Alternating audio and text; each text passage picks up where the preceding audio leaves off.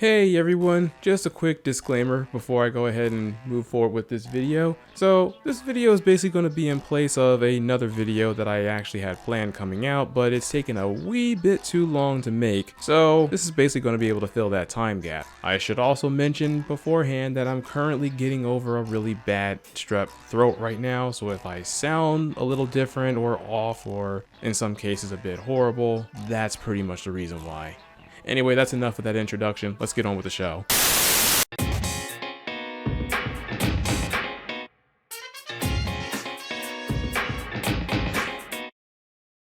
So around the end of the year, I've been going back and replaying all of the classic Megaman titles due to a project I'm currently working on. Among them, one title that stood out to me the most was definitely Megaman 8. The 8th entry is known as the black sheep for the entire series, and with good reasons too. It is also because of how different Megaman 8 is, you either liked it or you found it underwhelming. There is no in between. And as for where I stand on this whole thing, Megaman 8 happens to be one of my all-time favorites, and it's why I feel compelled to try and convince the naysayers to give this game another go with a whole new perspective. In order to understand what made Mega Man 8 stand out so differently, you have to be aware of the reoccurring features in every Mega Man title. One thing you can expect off the bat is that it still follows the classic Mega Man formula, which is beating all 8 of the Robot Masters, clearing the castle stages, and defeating Wily. However, what has also continued throughout the series is a decent amount of traditional gameplay elements, such as collecting E-Tanks, obtaining bolts from defeated enemies to purchase upgrades at Dr. Light's lab, boss weapons don't refill when you die, and you'll reset to the beginning of the stage upon losing all of your lives. But when Mega Man 8 came out, most of that was changed. Gone were the E-Tanks, the bolts became hidden collectibles with the same purpose of using them as currency in order to purchase upgrades. The game feels noticeably slower in some areas. Rush's abilities were kind of although that bike is pretty cool, and the characters had voice acting for the first time. Megaman, today we finish this! Hey, Fast! Why must I fight you? Freeze! I'll crush you! I will beat you! Cover all the energy immediately, Megaman. But where is Dr. Wily? That's a good question. We may be able to locate another energy emission from the radar room. When we find that meteor, we'll find Dr. Wily.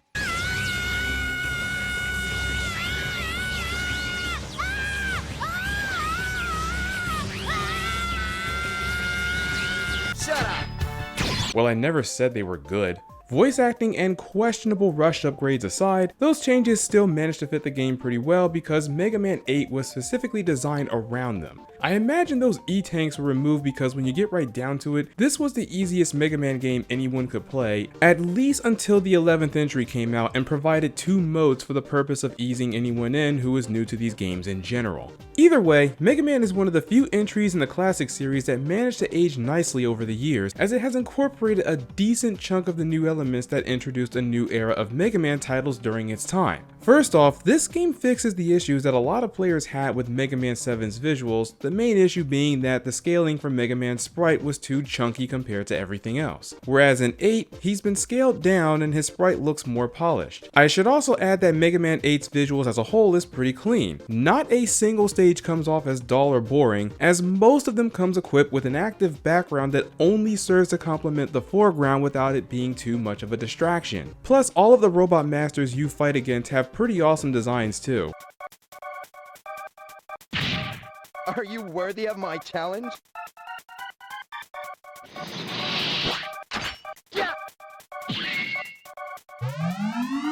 Next up, this is the only title where Mega Man can actually swim underwater, the others being Mega Man ZX and ZX Advent. Under normal circumstances, being underwater is the equivalent of running around with low gravity since you're able to jump higher and descend slower. Being able to swim underwater, however, completely changes that dynamic and it functions pretty well. Mega Man is still able to shoot while he's swimming, and he can maneuver around obstacles with ease. Plus, all of the stages that uses the swimming mechanics were designed in a way so that it doesn't feel like it's out of place. Having the Blue Bomber swim around does not overstay its welcome either. There are at least 2 levels in the game where Mega Man is able to swim, time, and the devs even went out of their way to introduce it to you during the intro stage should you happen to take the elevator down below. Another area where the game shines is the boss weapons you acquire. One thing that every Mega Man title must strive for is to have a good weapon lineup, and Mega Man 8 has a very solid arsenal. Each of these weapons are fun to use, as I found plenty of situations where they would shine throughout the stages, as there are obstacles that can be pretty easy to overcome if you make full use of the utility that they can offer. The Ice Wave, for example, can freeze a totems in Swordman stage, making them easier to deal with, plus it outright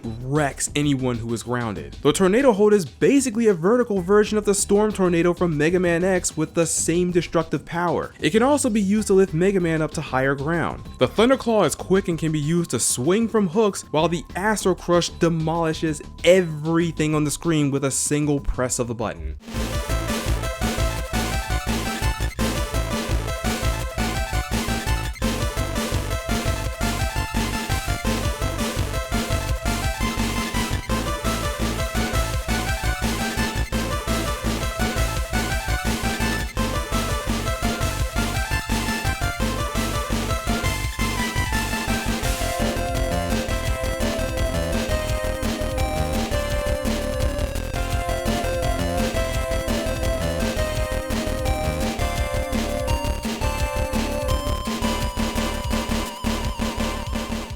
This is one of the few Mega Man titles where I found myself using the Buster a lot less because of how useful these weapons are, and that is how it should be. Part of the fun of these Mega Man titles is to experiment and figure out new ways to play the game with your arsenal rather than letting it collect dust. Earlier on, I said that this game is definitely the easiest title in the series, but that doesn't mean that the game is a cakewalk, as it can still provide enough challenge for the player, but not to the point where it'll make you throw your controller or rethink life, much like its former and later titles. At least not until you reach the final battle with Wily, where I really wish they would at least allow you to have 1 or 2 E-tanks instead of relying on Rush to drop recovery items at random. The stages themselves, save for the snowboarding sections, are not too hectic, and the mini bosses you encounter won't give you too much trouble, especially once you figure out the best method to take them out. Also, due to the game's checkpoint system, you no longer have to fear the dreaded game over screen, as it won't boot you back to the beginning of the stage. Rather, it will start you at the halfway point if you manage to get that far. Yes, this does make having a life count a bit on the irrelevant side, but at the very least you won't be pulling your hair out during those trial and error sections the game is going to throw at you. Which, by the way, the game does not have too many of those either. I should also mention that upon death, your weapons will refill automatically, so if you die during a boss fight while using them, you won't have to worry about trying again with little to no ammo. Now remember when I stated that Mega Man 8 introduced some new elements that were reused in other Mega Man games later on down the road? Well, look no further than Mega Man X4, a game that came out a year later after this title. It uses most of the same assets that were used in Mega Man 8, like the game's checkpoint system, and reducing the number of sub-tanks from 4 to 2 due to the game being slightly easier, but again, not to the point where the game is an absolute cakewalk. And this same formula was also repeated until the release of Mega Man X6, which was the last game in the X series to be released on the PS1.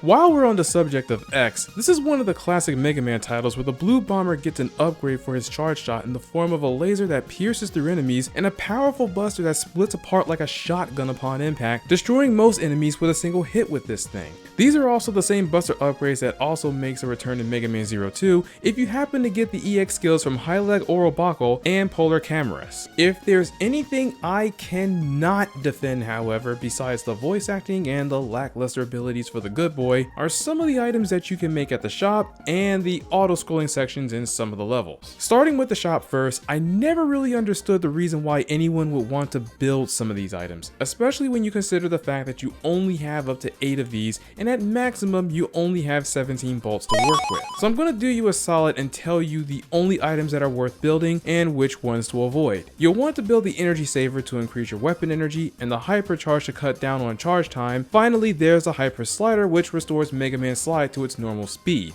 If you are skilled, you won't need the Super Recover, Power Shield, and the Spare Extra, but they are great for those who are new to Mega Man and want to boost their survivability. As for what to avoid, do not get the Auto Shot, as it will fundamentally ruin your buster. And while I said this as a joke, please don't get the Step Booster, it's a waste of bolts and space. The rest of the items are purely up to preference. Then there are the auto-scrolling sections. Honestly, when it comes to Mega Man titles, auto-scrolling levels tend to suck in general, so if anything, 8 is just plain playing by the rules when it comes to the traditional style of Mega Man games, except for X4. X4 is the only game with a fun auto-scrolling section. Anyway, why does 8 suck specifically? On one end, you're slowly flying through a stage while obliterating enemies with minimal effort.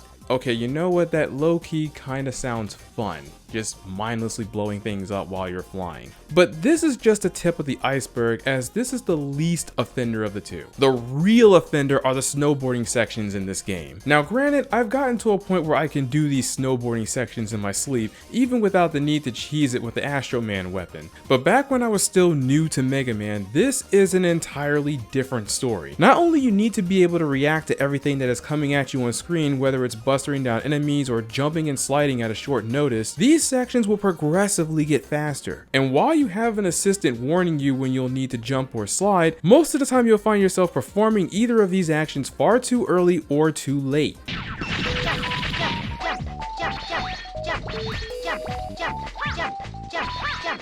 While I no longer need to do this, I used to play these sections with the sound muted so I can properly get the timing down on my own. Thankfully, these auto-scrolling sections do not come by often enough to completely hinder the game, nor do they play throughout the entire stage they are introduced in, unlike a certain game I know. And once you've gotten used to them, they aren't as horrible anymore, since I feel like the snowboarding sections are new player traps than anything else. Overall, I feel like Mega Man 8 is a title that may have been treated a bit too harshly, as it was probably one of the most modernized classic Mega Man titles during its time. Its attempt at changing what is considered to be the status quo in some areas felt like a breath of fresh air with the right amount of challenge, and it's easily accessible thanks to the Legacy Collection titles that you can acquire across multiple platforms. So if you hadn't experienced the game yet, I suggest you give it a go. And to those who currently have a negative impression of the game, try to give it another buster shot with these perspectives in mind, as the game isn't really as horrendous as a number of fans make it out to be. Also, can we take a minute to appreciate Mega Man 8's soundtrack? Say what you will about the game, but I don't think any of us can take away the fact that the game's music is pretty solid.